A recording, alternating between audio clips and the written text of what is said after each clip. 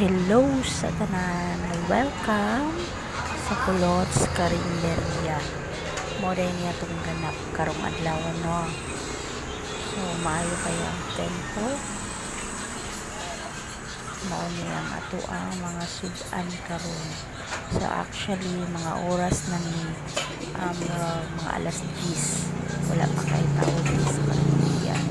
Ingana na nga oras. So mao na diri sa mga Karinderya guys, moron utan jud ni kay ang among mga customers is kadaghanan mga estudyante. Dayon ang among sir, affordable report kaayo. Mao ni nga mas daghan ni og utan kaysa mga karne nga inyo makita sa ang display. No? Mao na siya daghan kay mo kapilian guys.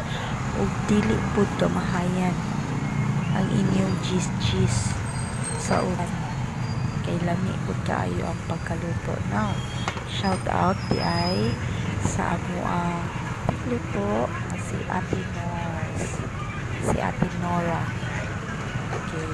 So mo na ipanguklab na nako guys kay para makita ninyo ug unsa ang amo ang mga display. No? Ano siya. Mga barato ra kayo ni diri guys kay pangmasa ra man ang amo ang mga prices. Ano na siya. Ang pinakamahal lang na mga servings is nag-range lang siya sa 40 pesos. See? 40 pesos. Karne na ang mo makao. Okay? So, mo na tanan. Napakita na ko sa inyo ha.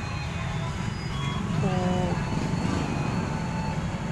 gana tanan na putari mo na ako ang display everyday.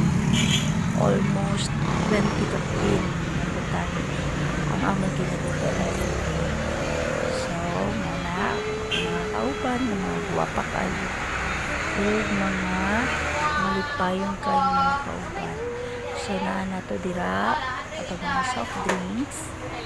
Okay, happy kay ko. Happy ko magtanaw sa akong cooler na puno. Mawag na kalipay sa kapindera.